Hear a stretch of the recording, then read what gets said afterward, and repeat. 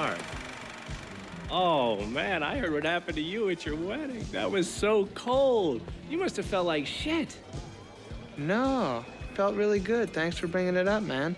You know, my parents died when I was 10. Would you like to talk about that? Why would we want to talk about that? I don't know. Hey, somebody needs a drink. Actually, I'm not a big drinker. Well, I am. How about an Alabama Slammer?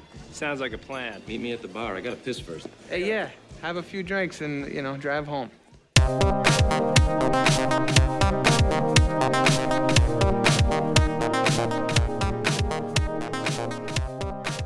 So that guy put his foot in his mouth so hard there, but you know what the sad part is? He'll never know it. He's the type of guy that didn't know he said one of the most dickish things you could say to someone.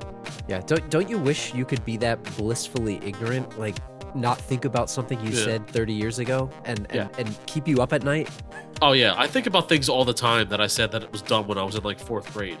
And like this guy's like, "Oh man, your wife left you at the altar. That must have sucked, huh?" It's like, if I would have said that, that would haunt my dreams. So you're too nice of a guy.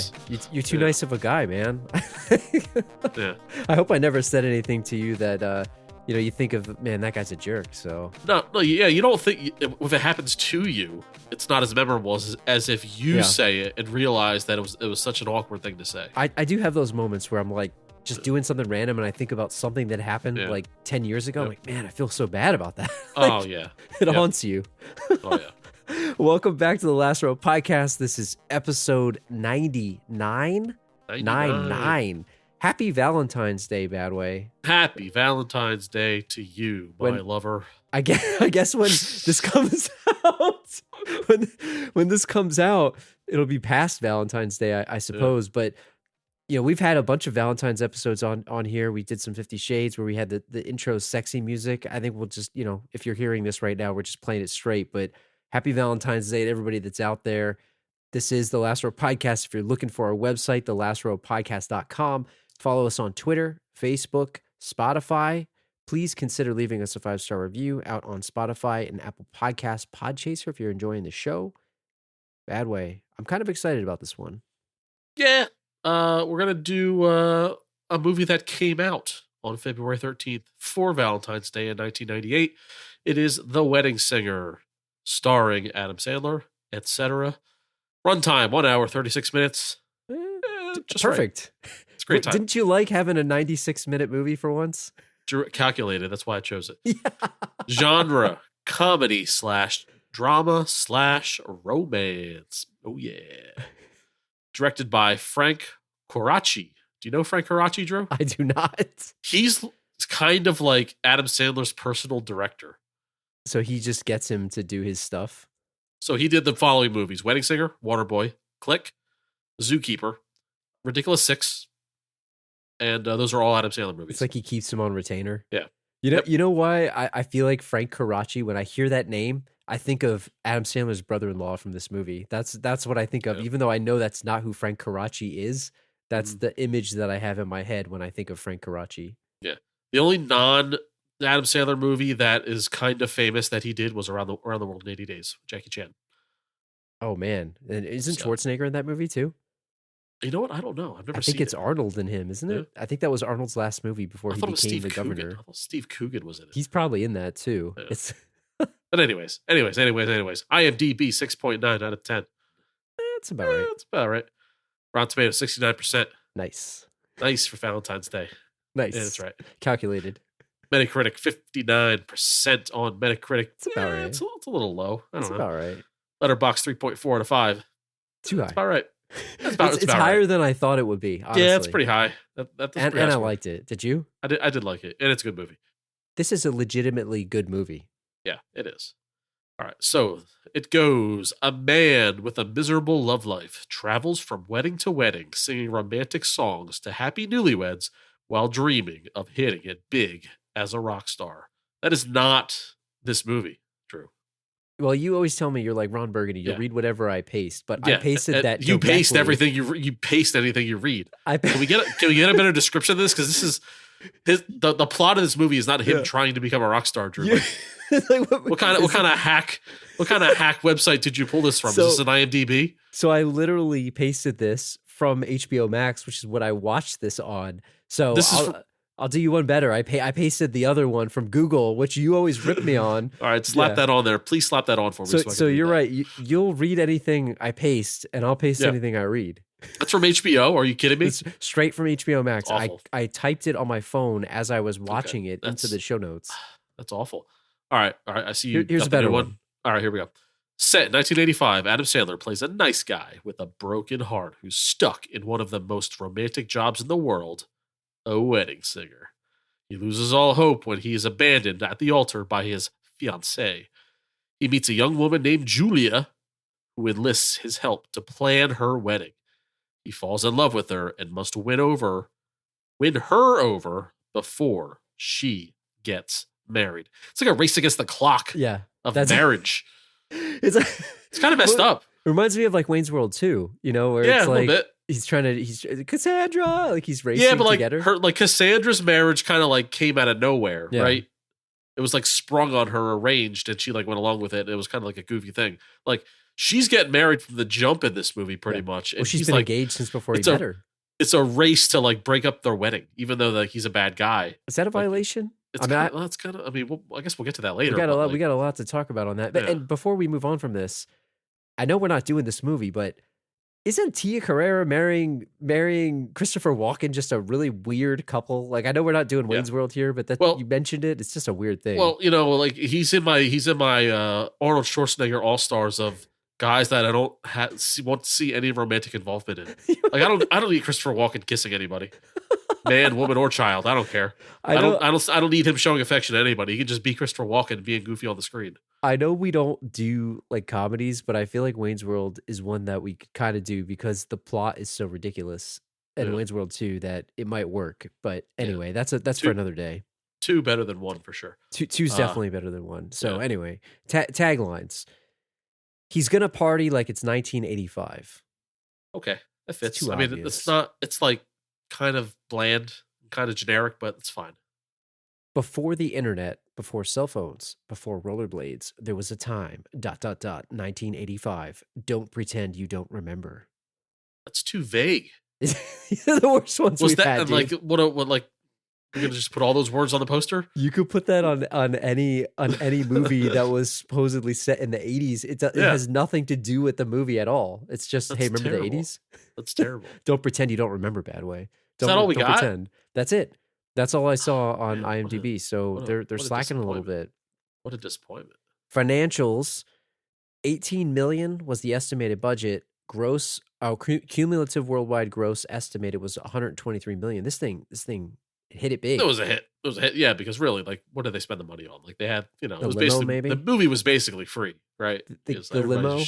They just showed up and the Michael Jackson outfit. It's you gotta get that leather jacket. But I mean, think about it.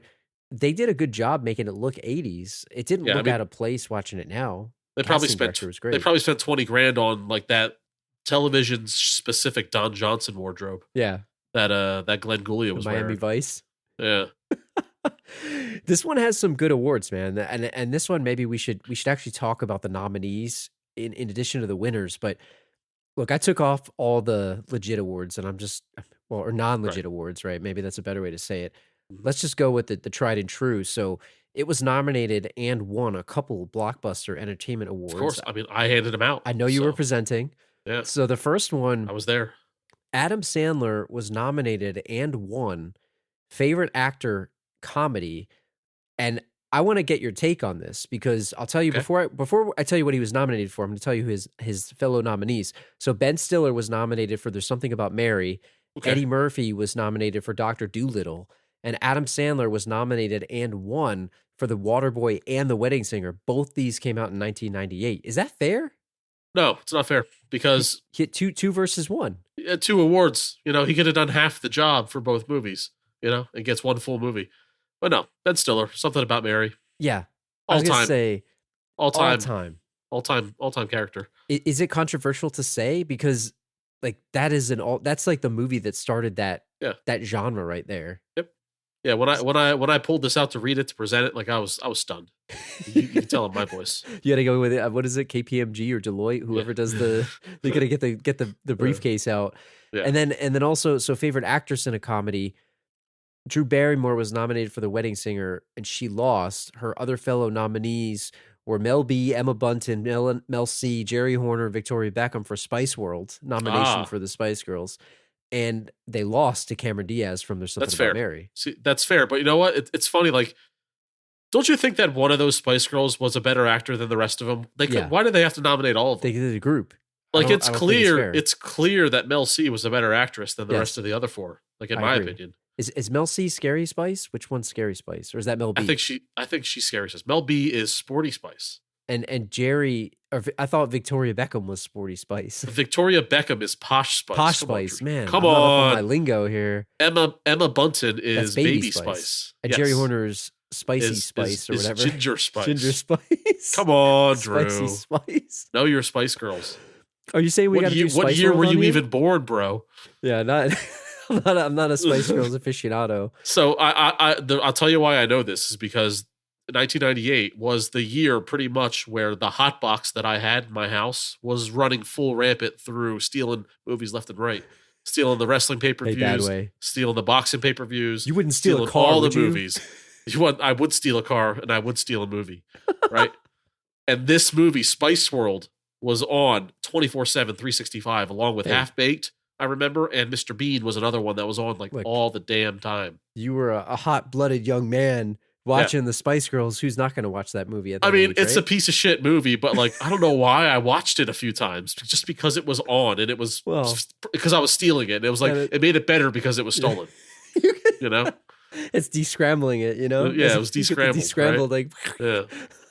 Yep.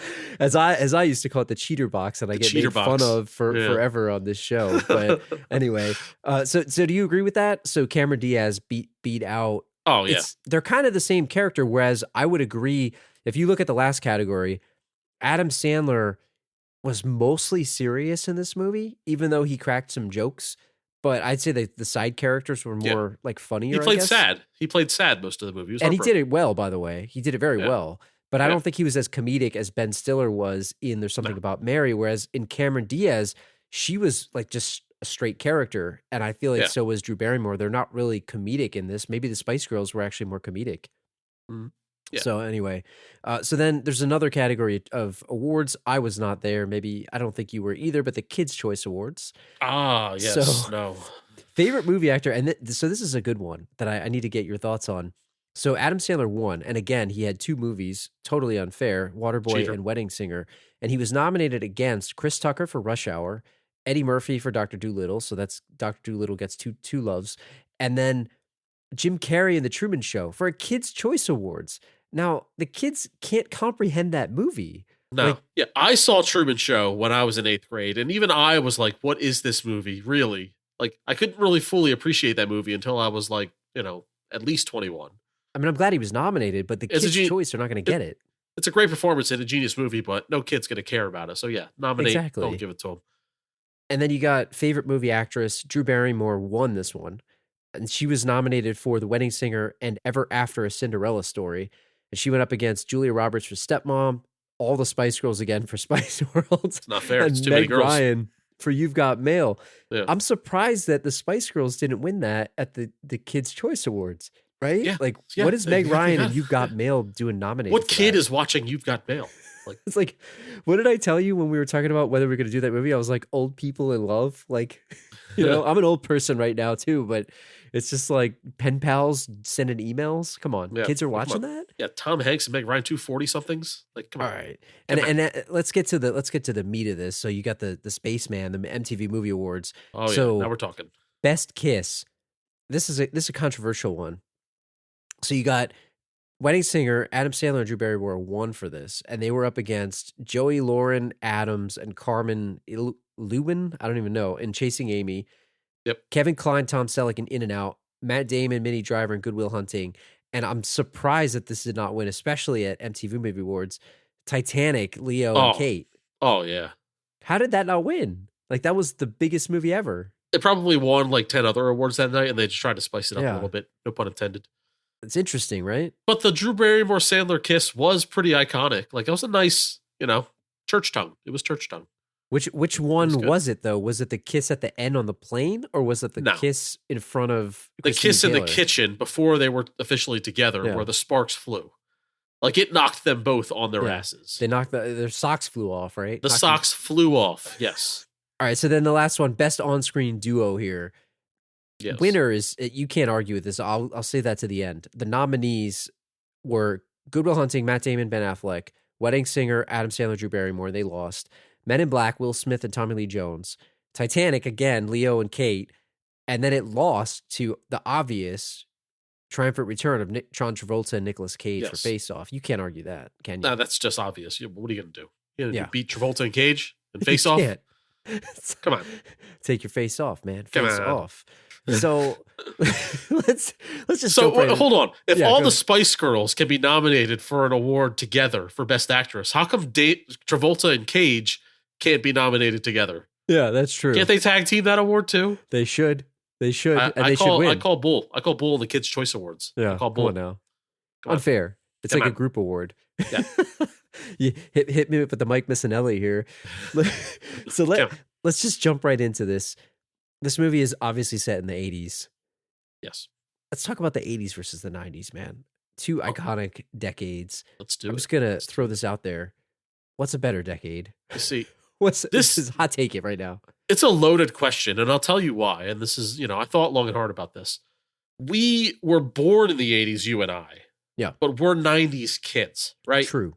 I contend, agree or disagree, that as far as childhoods go, growing up a child in the 90s was better than growing up a child in the 80s. However, growing up as a teen or a young adult in the 90s, I'm assuming sucked. With the whole grunge era. But I bet the 80s teens and young adults had the time of their lives. Yeah, What do you think? I actually wholeheartedly agree with you on that. Like the 80s seemed, look, I know it's like Cold War and everything, so I'm not going to make light of like politics, but No. Just Talking about pop culture, yeah. Yeah, like the music, MTV being a hot thing, just, I don't know. I agree with you in that the 80s did seem like it was more fun. Can you imagine all the heavy metal concerts we could have gone to if we were in the high school in the 80s, Drew? Like I'm imagining, like, could you In the imagine heyday. a Metallica concert like back then? In the heyday of heavy metal and hair metal and all types of metal that we 80s would have punk, been too. that we would have been into, right? Much better than let's go see Pearl Jam. Like, come on, that's like halfway depressing going to see a Pearl Jam concert. Like, no disrespect to Pearl Jam, they're a great band, right? Nirvana, great band. Nirvana, great band. Great Soundgarden, music. great band. Sure. Like freaking Dave Matthews Band. Like, come on. Like, that's who you're going to see as a high school teenager, right? Ask my sister, she'll tell you. And I'm sure that she's probably yelling at the stereo right now. I don't disagree with you though, because the 80s, and maybe They had people more would fun. say glam metal and hair metal. Like I think about what's that movie that came out? It was a musical with Tom Cruise. What was that movie? Rock of Ages. Rock of Ages, right? That's Yeah. what I think about when I think about just No, rocking it in the was 80s. more fun. Like the 90s, I felt like they took themselves too seriously. They were all down in the dumps and they were all depressed, seemingly, Smashing Pumpkins all over the place. Do you cry when you go to a Smashing Pumpkins concert? Is that what you're supposed to do? I think you're supposed to. Are you supposed to feel bad at Smashing Pumpkins concerts? And like they all like, is it like one big therapy session where they all commiserate together, all the teens? Dude, we got blasted for Badway Returns here. You're about to get blasted. I like Smashing Pumpkins and I like Pearl Jam. Like I like these bands. Like I'm not, saying anything bad about them. I'm just saying the experience. Yes. The 80s seemed more fun loving from a teen perspective. Yes, but being a kid in the 90s, Yes. like the cartoons, like Ghostbusters into the Yeah. 90s, right? And even though it was late 80s, The but into heyday the of 90s. the heyday of Nickelodeon. Cartoons and all that stuff. Improvements of action figures, et cetera, et cetera. It's probably better to be a 90s kid, but an 80s young adult. I think you made a really good point there. I have one other question for you about 80s fashion. Well, maybe there's multiples here, but do you think that you could pull off a Michael Jackson outfit if you tried to wear it? Like that guy did, the Today, limo driver in here? or back in the 80s? Back in the 80s. I feel like today. all bets were off back in the 80s. Like you could wear anything and get away with it. Really, in the 90s, it's kind of like if you weren't in like the mid 90s, I guess, when we started going to middle school and actually like Get the thought of Jinko fashion. jeans. Yeah, started thinking of fashion as a way to like set yourself apart in school or fit in or whatever you wanted to do. You're either wearing what? You're wearing like a striped shirt. You're The wearing stripes were hot. You got the stripes with a collar, or you're wearing a polo, Yeah, Tommy pop Hilfiger, collar, I guess. pop people collar wore. or not. Well, who knows? It depends on what school you're at. And baggy jeans, the baggier the better. You got lugs or Timberlands on, right? Yeah. And that's really pretty much it. It was very basic, very bland, even like the blander the better. What about like the Adidas stalker sneakers and the Yep. Pumas? Did you have those? Yep. Oh yeah. Did you ever have Jinko jeans or the No. really wide leg jeans? No, that wasn't me. So I wasn't that as adventurous. I wasn't that confident. So I wanted them so bad, and my parents were like, "No, you're gonna look like an idiot." And Your dad knew. and The my doctor dad knew, knew. right? Like The he doctor knew. and my mom knew, and they caved and they let me get one pair. And I Yeah. remember like I wore them like twice, and I Yeah. felt like a complete dumbass wearing them. And I look back on it, and I'm glad Yeah. that no pictures of that exist. But Yeah. I don't think that people looked dumb wearing them. I just think I looked dumb wearing them. Yeah, I you liked couldn't the pull way them that off. they looked. You couldn't And it's pull them funny off. because you go Yeah. look back on some of those pictures now, and like, do you think they'll come back? I mean, everything is cyclical. Do you Everything think comes that's back. coming back? Yeah, everything comes back. But I remember Yeah. like they used Yeah. to have the cuff measurement. It was like 32-inch cuff. It's like Yeah. that was a thing on the jean. Yeah. I don't know about Jenko jeans and specifically like that level of wideness, but sure. I think baggy clothes are certainly going to come back. It's like with those jeans, like if you jumped out of a plane, like you don't need a parachute. Like you're good. You're good. Yeah. And like I didn't have Jinkos. They were like Rip Off Lee or something. I don't even Yeah. remember what they were. But yeah, Jenko was the style, but like, yeah, there were like it's almost like Kleenex, right? It's like Yeah. the Jenko jeans, but like every brand had its own thing. What about so thinking about the limo driver in this movie, is it time for mustaches to come back unironically? Like I know I know Yeah. some people have them, but like what age do you need to be to Yeah, like rock I think it they're right back now? already. I remember a very specific time in the. Well, I remember a specific time, and now Yeah. I'm spacing on the specific time. It was like the early 2010s where Yeah. we went through Movember, right? Yes. Where a couple of us and a couple of our friends, we did the whole thing where we shaved all our beard off and grew just a mustache, right? And at that time, that's like a creeper stash, right? Yeah. In the 2010s. I feel like somewhere along the line in the last, I don't know, 5 or so years, starting in 2017 or so, where the mustache became acceptable to wear Yes. full time And not be considered a creep for it. yeah, and I don't know if it's because we're in our 30s and maybe that's when people do that, but like when I see it, it doesn't look weird to me at all. It just No. looks normal. But Yeah. back when we did that, it felt ridiculous. It did. And It maybe really it's did. because we were in our Yeah. 20s, like I don't know. But Probably. now if I see it, it just looks like a person with a mustache. It doesn't look Yeah. weird at all to me. Mhm. And I think like even seeing the movie, watching this movie, I'm like, oh, the guy's gonna like it didn't look odd to me. I don't Yeah. know. It's just very weird that I feel that Yeah, way. it looked great for him. Yeah, it seemed very in place. So this movie is about weddings. Oh, we're doing a movie. Okay. Yeah, yeah. I thought we were doing an 80s, 90s retrospective here. we got ahead of ourselves to episode 100 or something. Now, here. now, listener, get ready before we talk about weddings for the next 20 minutes before we even mention the movie Wedding Singer. Adam Sandler's in this movie, you know. We're like a half Very hour well. in, and it's like people turned it off already. No, this is what the people want. They don't want to hear a plot, you know. They don't want to hear plot-driven stories. They want to hear about the 80s and 90s. They want to hear about weddings. Let's talk about weddings that we've been to. If you want to hear about, the worst wedding ever. No, I'm just kidding. Skip to minute 47 right now if you want to hear about the movie, guys. Yeah, that's a. I do want to ask you about movies, I do want to ask you about weddings. Yes. DJ versus live band. I know this movie's called The Wedding Singer. Yes. What do you got, man? What's your choice? I'll tell you right now, I've only been to two. I've been to 2 weddings in my life that have had live bands. Yeah. The rest have all been DJs. I will say that the 2 live bands were probably 2 of the more rockin' weddings that I've been to. Because you're at a concert too. Yeah, right. And that's nothing against other weddings because I feel like most weddings have DJs, right? Yeah, it's I think that's fair to say. primarily now, yes. Yeah. I feel like I don't know. I want to say if I've been to 10 weddings, I've probably been to more. 2 of them had DJs or 2 of them had singers, or bands. So it's a 20% clip, right? Yeah. But I remember specifically those two weddings. Like I remember our good friend Ty, he had a wedding. His wedding That band was had the awesome. the band was okay. They were fine. But they had the sickest keyboard player I've ever seen in my life live. You know? That guy was amazing. I've been to concerts with some sick keyboard players, like actual professional concerts. This dude didn't belong in a wedding band. This dude belonged somewhere, in MSG selling the place out. This guy. He's a showman too, I remember. Yeah. I can't say I prefer one over the other because I've had great times dancing at DJ weddings as well. Yours being one of them, obviously. But yeah, there's something fun about it's a concert aspect at a wedding. There's something extra fun about it. Yeah, I love a live band. I like them both for different reasons. To your point, yeah.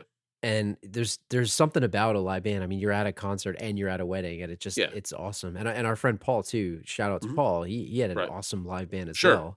And that was really cool. And he and his wife Jess, they even got up stage and they got on and did a song themselves. It was a great moment, and it was great. It was a great moment. It was a great moment. No, but a downside to bands is you can't do some of the dance hits really that are favorites at weddings just because some they just don't lend themselves to live situations. Yeah, you got to get the pros and cons list. Yeah. So what about outdoor versus indoor wedding? Ooh, good one.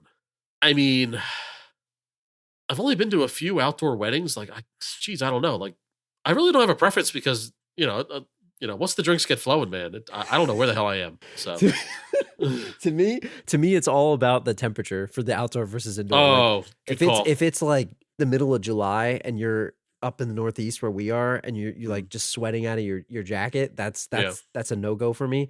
But actually, it's fine if you got some good shade. But I like being outside for the wedding. I don't know. There's something about the sunshine that does it for me. And then you go have the party inside too. It's awesome. Yeah. And then a couple of our other friends like had some really awesome outdoor weddings as well. Like they're both awesome.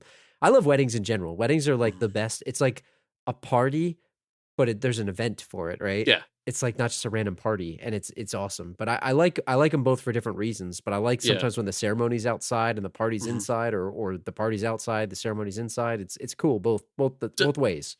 To tack on your love of weddings, can I say that I dread going to weddings? Are you kidding me? I love it. Here's the thing. I look forward to it, and then the day before, I'm like, I don't want to go to this wedding. Are you serious? And then when I get there, I'm like, I never want to leave this wedding. This is the best time of my life.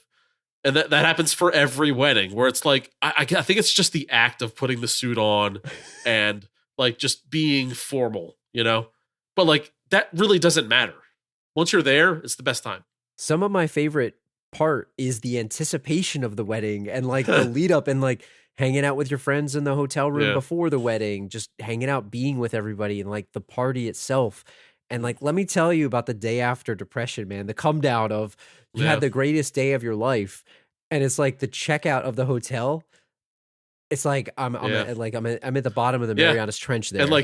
And like everyone's kind of like hungover and like we're all miserable and we're all in the lobby waiting to get our cars. And it's like, oh yeah, remember last night? Yeah, it was the greatest time of our lives. Yeah, and you got to go to work the next day. We got to go to work the next day. Yeah. It's like depression, man. The day after depression is real. It's real. What about what last question? Beer versus liquor? What's your drink? I go liquor all day at when if it's open bar, man. MVP? Yeah, MVP for sure. And the mistakes are made for sure. You weren't kidding. We're a half hour in. We didn't talk about the movie at all. Dude, so the beginning of this movie, Steve Buscemi has pretty much like the worst best man speech of all time. Yeah. And was very hilarious, by the way. Is there a better character actor than Steve Buscemi? No, he's best as a side character. He's amazing. Yeah. Just playing random dudes. But like, I've had two best man speeches under my belt. One at your wedding and one. Well, I wasn't really your best man. I was your co-best man. Yeah. Not even a co-best man. I was kind of like the guy on honorary the side. guy. Honorary. This guy. We're gonna give this guy a microphone for some reason. After you speak well. That's why. After your real best man, your brother, who's a great man. Shout out to Derek. Did a wonderful speech. You guys both killed it. So it's funny because I was freaking. I had no idea where I was. Were you lit? Would you? I was lit. I was lit. I was loaded. I was lit. I was loaded. Okay. So It's a deep I had no cut. idea what I was saying, and apparently you said it was very nice. So, Oh, I wish I had a video because I'm glad there is no video. I don't know why I didn't. It was a fantastic speech. Yeah, and like it was nerve wracking because like after like maybe an hour later, I was like, what did I say? Did I make a fool of myself? Did I swear in front of Drew's parents and Michelle's Just parents? casually dropping F-bombs.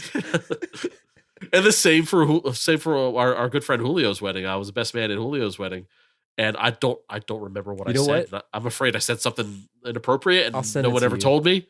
I have a video of that one. I don't actually want to see. I don't want to hear that. No, don't send it to me. I'll I don't send it to wanna see Julio. That's a scary movie. I don't want to watch. So it's nerve wracking, you know. I feel the same were there. way. And Yeah, you've been there. my brother, I did my brother's, and I feel like I bombed it. I feel bad. You I did feel bomb to this day. You know, You think didn't bomb about it. I was sober for that one, and you. I feel like I didn't do a job. good job. You did There's a a great lot job. of look. There's a lot of responsibility. You're making a best man speech here.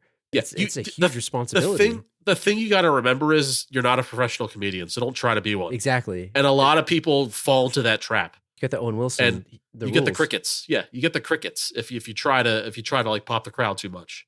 So you gotta come with the heart. Tell a funny anecdote. You know, sometimes you roast.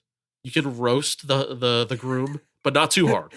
And not the bride for sure. And definitely don't roast the bride. You definitely don't. Yeah. You say very nice things about the bride, and that's definitely do not roast the bride. and then everyone loves it. That Yeah. Those are the rules. Those are the rules. Exactly. Yeah. Well, now that everybody's turned this off, I guess we better talk about the actual movie. So No, people want to hear this. let's if you guys like this part, tell us. We'll do more like mailbag type shows. We've done a couple in the past. I like talking about the non-movie stuff as well, but hopefully people are enjoying this conversation. It's all related. It's all related. Let's talk about the job of a wedding singer. Let's talk about Robbie Hart, Adam Sandler. Yes. Like, how much does a good so you saw two bands, and Yes. there's in both of those bands, I believe they had multiple singers, so it wasn't just like one lead singer. Back in the 80s, it seemed like, you know, there was a lot of bands. Having a wedding singer was a thing, and he was a showman. So Yes. the first question I'll ask you is, how much does having a good wedding singer help versus having a bad one hurting? Does that question make sense? Well, I feel like a DJ cannot ruin your wedding. I think that's pretty fair to say. You have to be a pretty bad DJ to ruin a wedding. Like, if are you saying like However- if they have DJ like competent DJ skills? Or are you Yes. saying like if I go up there and like try to play Spotify in like a speaker? Or No, that's what I'm something? saying. If you just have a playlist and that's it, it's like Yeah. you can't ruin that. However, a wedding singer or a band can certainly maybe not ruin, but put a shadow over your wedding reception. For Like sure. when he was There's depressed a risk. and singing. There is a risk involved in a live performance being botched. So, do you agree? Yes, and botched is an underrated word, by the way. Yeah. I'm pretty sure there's like some show about like plastic surgery Yeah. called Botched, isn't it?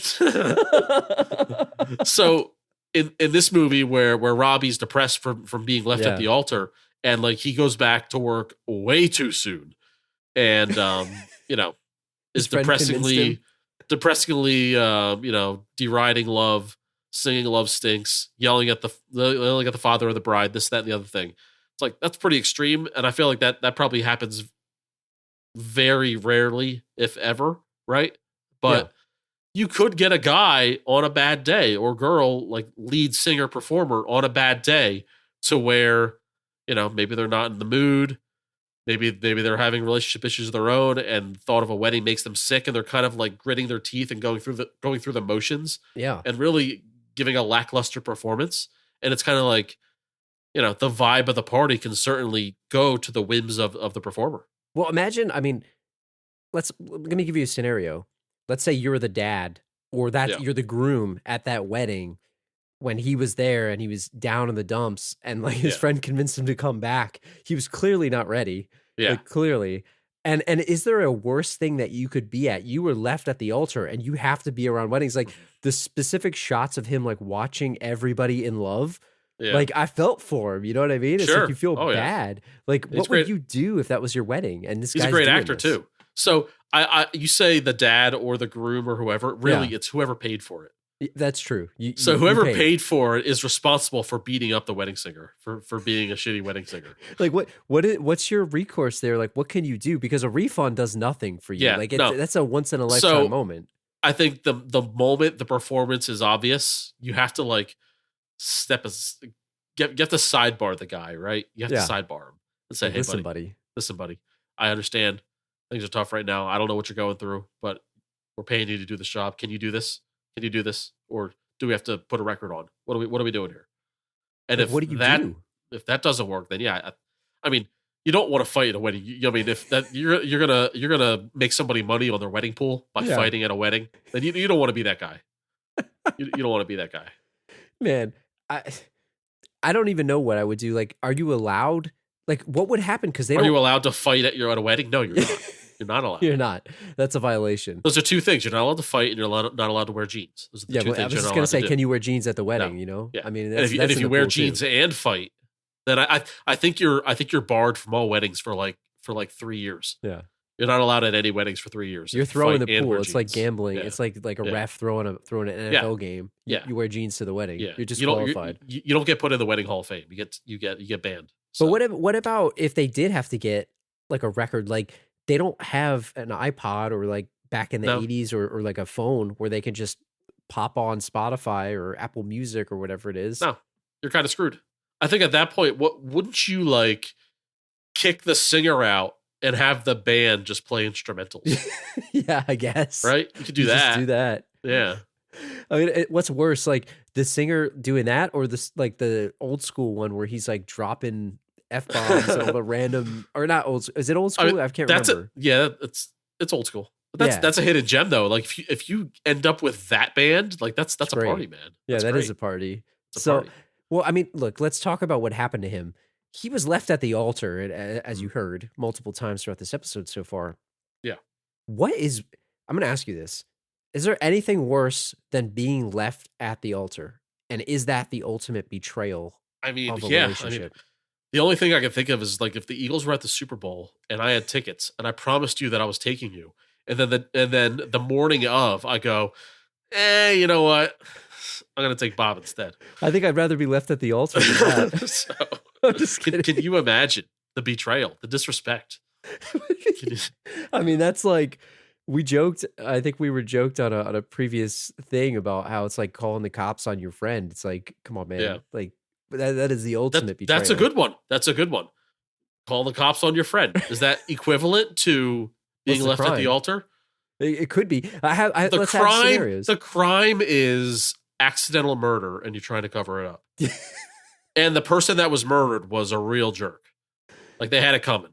Yeah, that's pretty bad. Yeah, you can't call the cops on your friend. And then you Come call on. the cops. Come on now. That's like being left at the altar, right? Yeah, that's worse, right? Right. It might be worse in some ways. I have some scenarios for you. I think we should go through these. Okay, We so talk about actual what happened to wedding Robbie. scenarios for being Yeah. left at the altar. Okay. Maybe we can rank them or say what's worse. I don't know. So, All would you rather be left at the altar Or the day before the wedding or at the wedding, right? So, would you rather it happen the day before or the day Yes. of while you're standing there? absolutely the day before. You got to know because 'Cause maybe you you get wanna some of know? that money back. You might get some of that money back. So, I mean, so you'd rather cancellation, do that 24-hour before. cancellation. I get. Yeah. Do you get the money back? I don't even know. I don't know, but at least the embarrassment is gone. That's true. know, So you you don't know have to the day face- before. Okay. You don't have to face people. Yeah. So you're gonna, and we'll rank it here. So then you're saying you would Yeah. rather that than being left at the altar during the Yes. ceremony. Okay. Yes. What about, would you rather be left at the altar or before the wedding or during the reception? Like they Ooh. leave, that your Has wife that- just leaves. Has that ever been done? Can I you don't know. imagine? Like Can you you know what, I'm imagine? out. Peace out. It's like she's okay. We're all going to assume that the bride is leaving in these scenarios, right? Yeah. So you're Put yourself at in the groom's shoes. you're at your table, right? You're eating dinner, and the wife just has this blank look on her face, like, "What did I just do? What? I think I made the biggest mistake of my life." Like she's not saying it, but it's all over her face, right? And then she's like, "I can't do this," and you go, "What?" She goes, "I can't do this." Do what? Is the food okay? No, this. I can't do this. I can't be married. I can't be And married. then she to you." leaves. And then she leaves. She runs out. And everybody's like, "Where'd Michelle go? Where'd Michelle go?" Has anybody seen Michelle lately? And you're just sitting there dumbfounded at your dinner plate. Would you lie and say you don't know? Like, what? She's in the bathroom. Oh, She'll she be wasn't back. feeling well. Yeah. What would you do? Would you try to save face? And would you rather she leaves and tells you, or would you rather she gets up and leaves? Or what if you're both schmoozing the party and she just exits and you don't know? And nobody where she knew. is? Nobody knew. Maybe one person saw her get in a car. What's worse? And then the rumor or starts spreading. The rumor starts spreading. That's like ultimate embarrassment, man. That's That's worse. That is worse than the altar. Yeah. All right. Because now you got to get divorced, or not, maybe. Well, I mean, I don't know if it's legal if it's only been like an hour. I mean, it's signed, right? You had the nuptials, I guess. Yeah. I don't know what that works. I don't know. What about? I feel like I'd rather get left at the altar than be left at the reception. What? Like during the most rocking song, right? Yeah. They go out for the first dance. I mean, and she's Black Eyed not there. Peas. I got a feeling tonight's going to be a good night is playing, and then you realize your wife is gone. your wife of 45 minutes. I got a feeling that tonight's good. You don't even get to consummate the marriage. I shouldn't laugh, but it's because it's probably happened and it's awful. Yeah, but it's like, that's a rare one. No, that's a rare one. But I bet it has happened. Oh yeah, what are the odds on that? What's the betting odds on that? I can't do this. Do what, honey? This. I can't do this. I'd rather not know. I'd rather she not tell me. I'd rather she just leave and I'm looking for her. Yeah. What about the day after the wedding? So, be left the day before the wedding, at the altar, during the reception, in any of those scenarios, or the day after the wedding. The day after the wedding. I mean, I'm assuming that's during your honeymoon, I guess, right? I mean, or before you go. Do you consummate? Like if she just like gives you the cold shoulder, and you don't even get the newlywed sex. You're too tired, which is fine. I mean, that might happen. That's fine. But and then retrospect, you look back, it's like, okay, that's why, because she's going to leave me. She left me. Yeah. And that's even the day after. Let's assume you didn't go on your honeymoon yet. You're about to get on the plane. Because again, there's people in the lobby the day after wedding depression. They're leaving. They don't understand what's going on. They're already depressed. You avoid the embarrassment. So that's better than reception left. Again, I don't know if it's better than altar left, because again, altar, the reception didn't go on. Maybe you get some money back. I don't know. Yeah. Maybe you tell the band to go home and it's half price. I don't know. It's all about like, what money do you get back? What money do you get back? Well, and the fact is, like, if you're married, like, you got to get divorced, and that's a whole messy situation in itself. Yeah. So well, that's a whole thing. I guess an annulment is better than a divorce. Well, what about during the honeymoon, right? You're already on the trip. It's like Ruben Pfeffer from Alone Came Polly. You're there and she's off with the scuba That's pretty instructor. bad. That's pretty bad because you're at paradise, right? You two for scuba? Or whatever. Yeah. You're on some tropical island and then your wife's banging the scuba instructor. In the boat? That's worse. That's the worst one of all. And we're not all going to find a sexy brunette to take the place, Exactly. Like in The Heartbreak Kid, right? Yeah, it's a great movie. Great movie, by the way. How would you rank all these? So I mean, the island paradise turns into a nightmare the second that it's over. So it's like you're spending money to be miserable. Like the sand sucks, the beach sucks, the sun sucks. Yeah, and then you got Carlos Mencia and his Mexican band playing at you at the most inopportune times. We should do that movie. Still better than being left at the wedding. I think the best one's got to be the day before, like you said, and I think the worst one is during the reception or the honeymoon. It's so bad. The reception one is so weird. Yeah, it's so bad. Oh my god. Let's say that. So I'll tie back to the movie here because we're like 2 hours in, and people are probably like, "What the hell movie are these guys even doing at this point?" They're divorcing us from their podcast feeds. Unsubscribe. What about? Had they gone through with this wedding, how long do you think this marriage would have lasted? Do you think she'd have left him during the reception? Oh yeah, she would have left him during. I feel like it might have been a honeymoon thing. She might have cheated on him at the honeymoon. Yeah, I think they would have made it. They would have made it to the honeymoon. Yeah, I definitely agree with you. Well, let's talk about Robbie and Julia. Julia, don't call me Julia. Julia. Robbie and Julia. Do you like? So obviously they wind up falling in love. That's the whole point of this whole movie. Sure. I want to ask you something controversial here. Ooh. Were they actually in love, or did they fall in love because he was planning her wedding with her? It's complicated because he just got left at the altar. He's vulnerable. And she is slowly realizing that she's marrying a guy who she has nothing in common with and doesn't love, right? So they're kind of both at the perfect opportunity to be looking for anything else, right? And add to the fact that they're buddy planning this wedding where Glenn should be helping her, right? And instead he's foolishly allowing some guy to sidle in, right? Mm-hmm. Who's fresh on the market, but he doesn't care. So what does he care? He doesn't. Yeah, I do think that the wedding planning of it all does kind of skew the love blossoming or expedite it, I should say. Yeah. Is it real or is it just because of circumstance? That's a good question. What do you think? I think that it's one of those scenarios where you're putting yourself into a romantic situation. It's like people that don't really know each other that well and they go on a date to a wedding. Yeah. Like you're around the love. Okay. It's going to magnify like the situation. Yes. And I'm not saying that that's a bad thing, but I think being around the wedding, like taking a random, like, or maybe not a random person, but someone that you don't know that well. Yeah. Maybe the wedding amplifies your feelings. You're around the love. Like, I mean, this is a trope in movies all the time, right? But, to counter to that, so the church tongue kiss, right? Yeah. The best kiss, right? That was a powerful kiss. And I don't think that has anything to do with the wedding planning or anything like that. I think the sparks flew right there. And I do think that they're both very nice people. And I think they did have natural chemistry. So I'm going to say no. I think that the wedding planning has nothing to do with it. They're both around weddings a lot. I don't think that affected them so much. I really do think that they kind of like found each other as soulmates. And I feel like that the actors had really good chemistry. Obviously they did 50 First Dates together as well. I think Sandler and Barrymore have very good chemistry together, and I think they fit as a couple. You talk about casting in a movie. Yeah. I think they were cast really well. Yeah. Like I can't imagine. I know we used to recast people a lot. I saw on the trivia on the IMDb page for this. I don't remember all the actresses that were listed, but I feel like Drew Barrymore was kind of perfectly cast for this. I feel like she played Julia Sullivan very well. Yeah. Very sweet, very naive, Yeah. Well, let me ask you this though.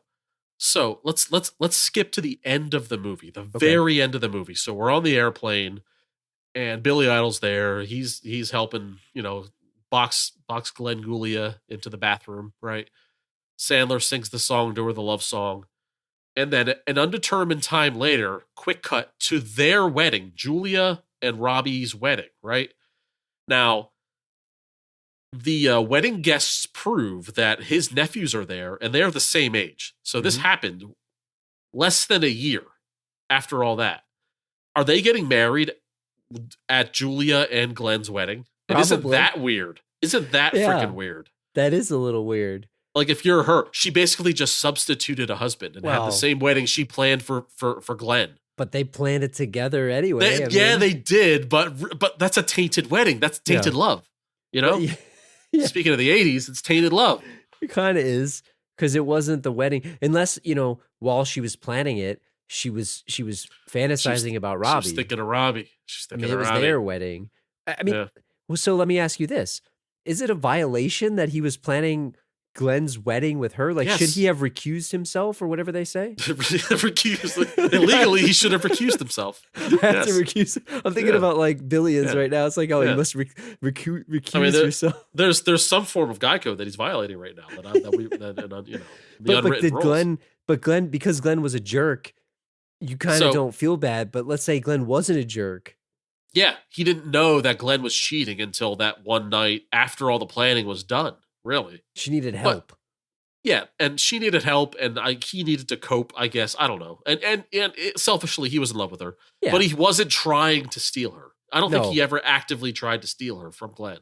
He was being very gentlemanly about it. He even once he found out from Glenn himself that he's a cheater, he bro coded it. He did not tell because you can't tell her because she won't believe it.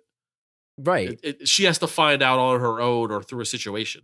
So do you think you should have told Christine Taylor? You can't even do that. Like it's so complicated because if it comes from the guy who wants the girl, it comes off as desperate and also unbelievable.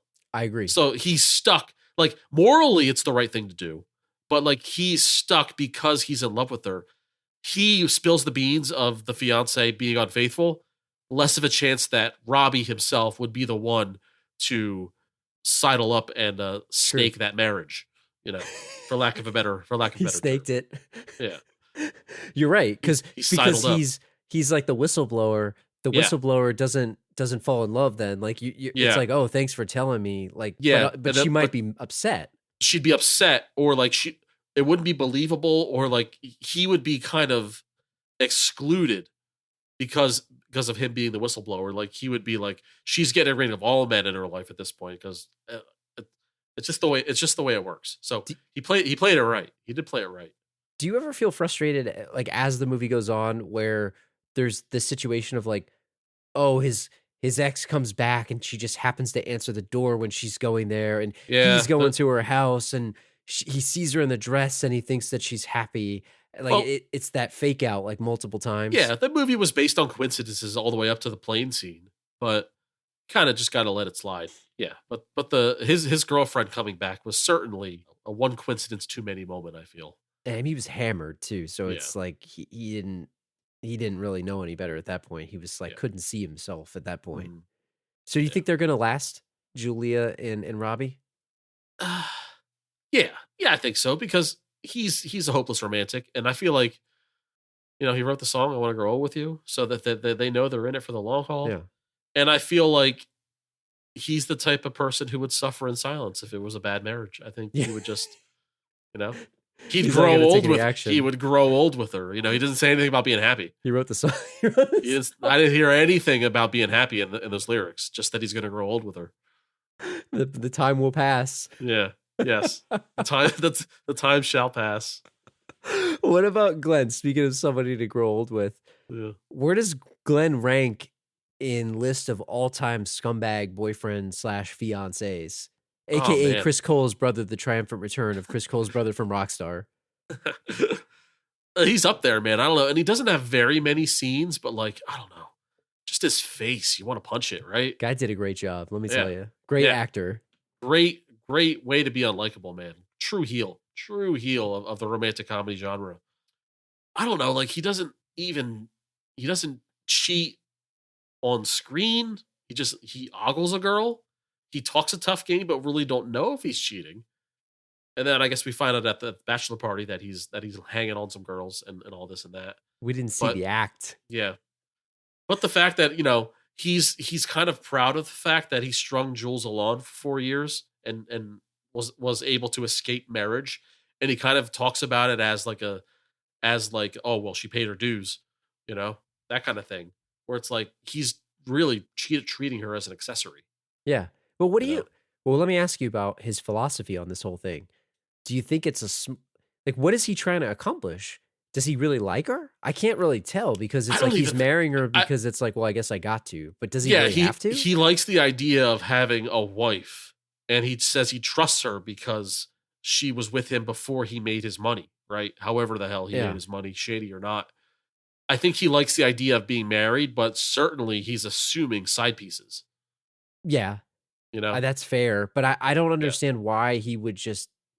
I mean, I guess he says it with what you said, the quote of, "Oh, she liked me before my money," so he knows she's gonna steal it. But the side piece could steal your money too. Doesn't mean that's not gonna happen. Like, he likes the idea of having someone, and he's probably like doesn't want her to have a job. She's going to be pretty much the housekeeper in his eyes. Fair enough. She's going to cook and clean for him, and do all the wifely things, and have a wife to like I said, show as an object, to where like, oh, I'm going to take my wife to this function, that function, to prove that he's a upstanding citizen of the world in his business world.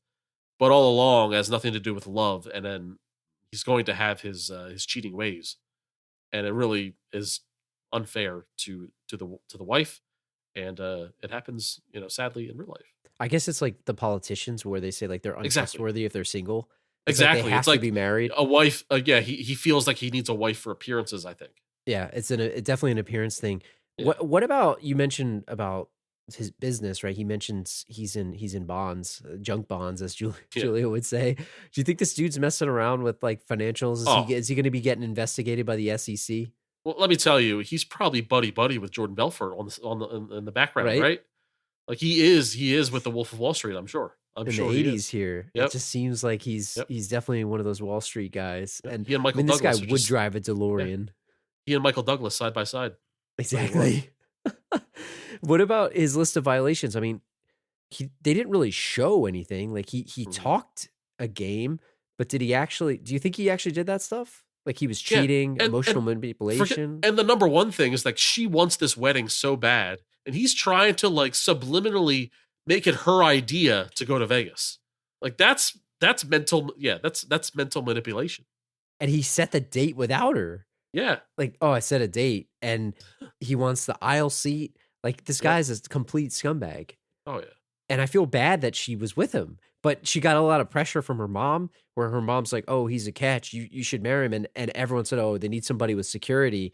Whereas Robbie's actually a good guy and can't be with him. And they try to make him go to Kevin Nealon and get a job because he thinks he needs to be in business. The whole thing of like, what do you know about banking?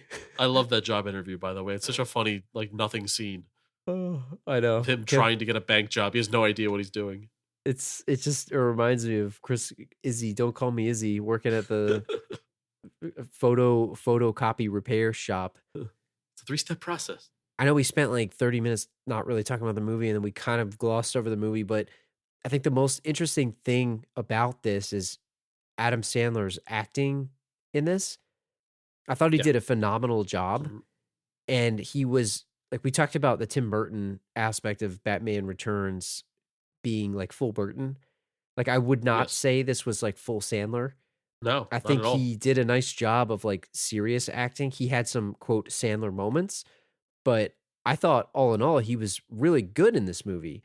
But it brings me to this question that I want to ask you.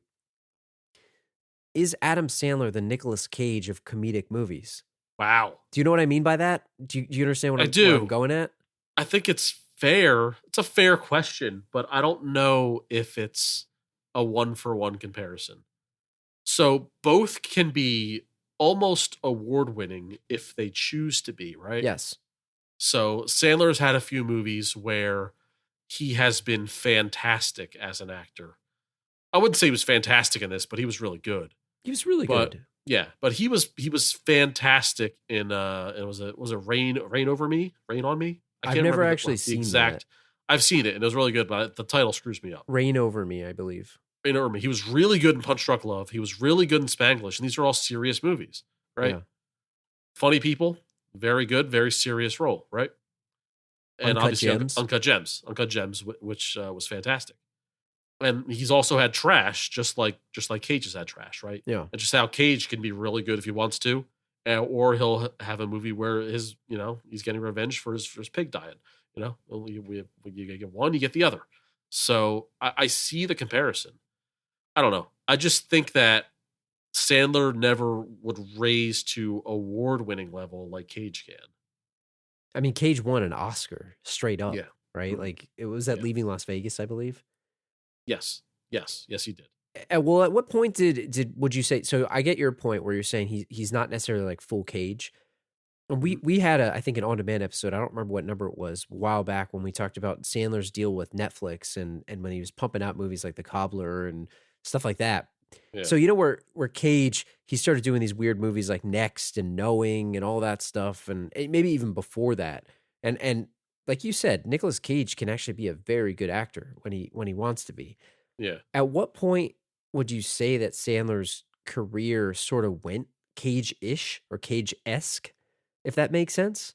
Yeah. Okay. So In his filmography. I want to say there's the 07-08 where he did Now I Pronounce You Chuck and Larry and You Don't Mess with the Zohan back to back. Now I personally like both of those movies. Same. They're kind of underrated, especially Chuck and Larry. Chuck and Larry seems insensitive because it's two guys pretending that they're gay, which on the surface sounds like a movie you can't do right now. Yeah. But if you actually watch the movie, it does have a good message. It is a good message. And the movie does have heart. And the characters learn a lot of their biases, through the movie. But right after Zohan, that's when he kind of gets into lazy Sandler. So I'm not even counting Funny People because I feel like that's a movie on its own. That's a Judd Apatow movie. That's kind of in its own world, right? So you look at Grown Ups, You look at Just Go With It. You look at Jack and Jill. That's My Boy. Mm-hmm. Grown Ups 2. Yep. And then a bunch of Netflix movies, right? Yeah. Pixels was another one. Very lazy. That movie was trash. I never even watched it. Yeah. The Cobbler. Could you walk a mile in his shoes? Yeah, no, I didn't see that one either. But like those are, critically panned and of no interest to me, even on a curiosity level of watching, right? So I feel it's right around there where he kind of got lazy Sandler. Jack and Jill, it's funny you mentioned Funny People. Jack and Jill is like the exact movie that Funny People's making fun of, where he's like playing himself. Isn't it like one of the movies in Funny People where he's playing like a mermaid or something, or a merman? Yeah, merman. It's like merman or something. It just reminds me, and we joke about That's My Boy.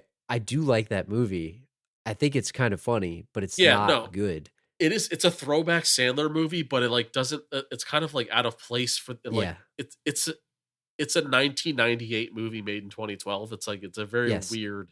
It's a weird throwback. Like Andy Samberg is good in that, and I think he sort of makes that movie.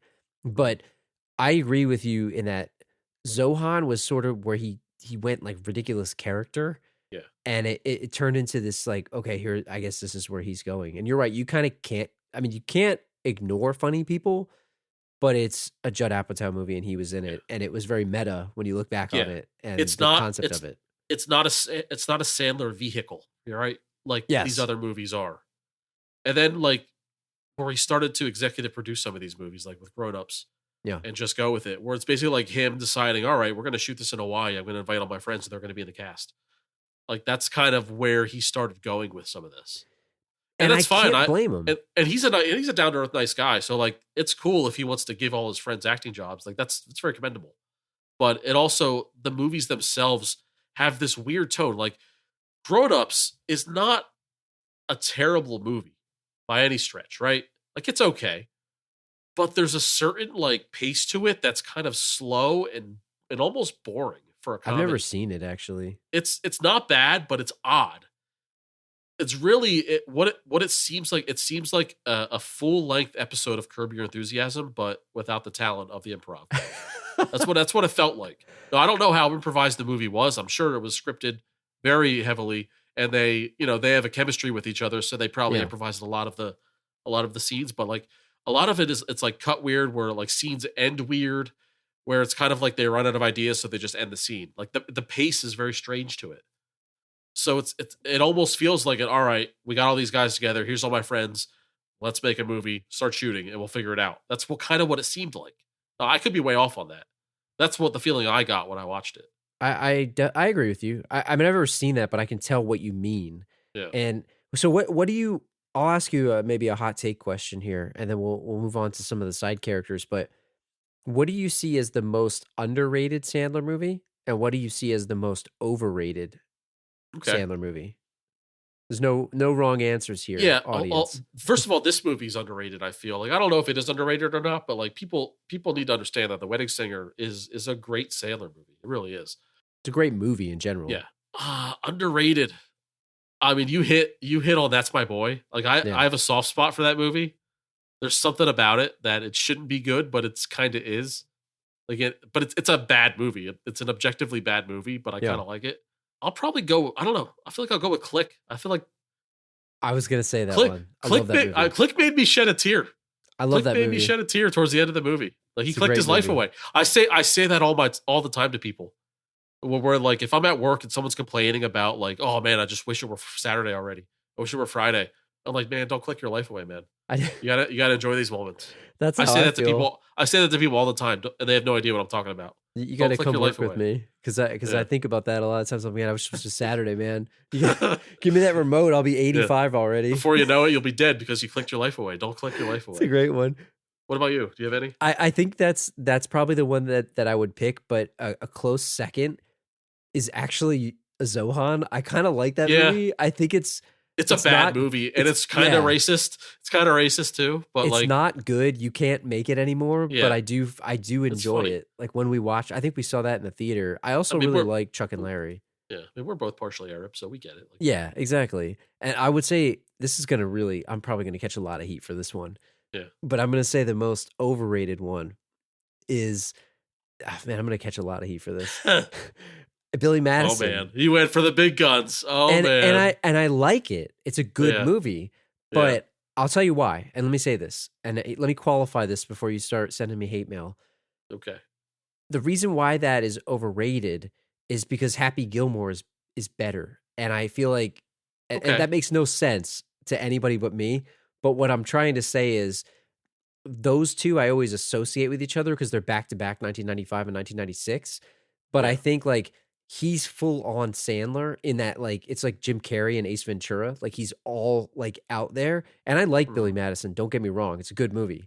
But I just like Happy Gilmore that much more. And I think because of those two at that time, I think that Madison is a little more overrated, where I think Gilmore doesn't get the respect, even though it does. Maybe some people would say that's overrated, but I don't know if that made sense to anybody, but that it makes sense to me. Damn No, it. it's definitely fair. I get it. I think you're crazy, but I get it. I get it. I'm catching a lot of heat for this. It's an all timer. I can't go with you on it, but I understand your thought process. It's a great movie. I'm not dumping on the movie. Let me just make that clear before people start sending me emails and tweets. I mean, so if we're gonna go overrated for me, I mean, we talked about Grown Ups. Now, did you know that Grown Ups made $271.4 million? I did not know that. So that's definitely qualified for being overrated, because I can't believe that many people went to see it. Right. But did anyone like it? I mean, what's its letterbox score? Yeah. Right. But did you like it? But did you like it? Yeah. Am I...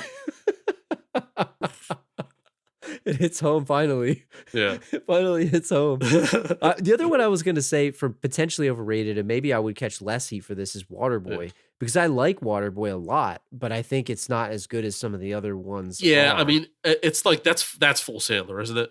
It is. It's full Sandler. Where he's playing he's playing that guy, you know. He's playing that guy for 90 minutes straight. Like, come on, that's enough. Maybe I should change my answer to that one. I'm gonna get, after I get all these like hate mailer. Yeah, like I'm worried after I said about Batman Returns here. It's a good movie.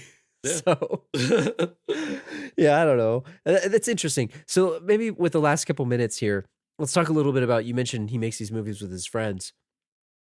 Who's your favorite like side actor in these Sandler movies? I have one, but I want to hear who yours is. Well, I love when Steve Buscemi pops up in these movies. Yeah. You know, whether it's Deeds, where he plays the blind guy. No, isn't he the blind guy in both Deeds and Big Daddy? I think he is. I haven't seen Big Daddy in a long time. Yeah.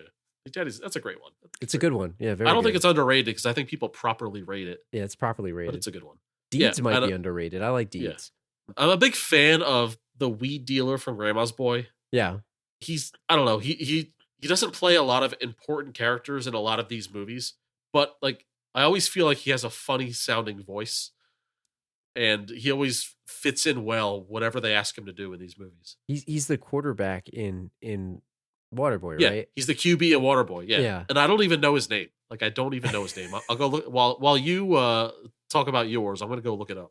My favorite side character is the Grandma's Boy himself. That guy, the limo driver in this movie. Yes. Which I didn't even get to ask you before in this movie.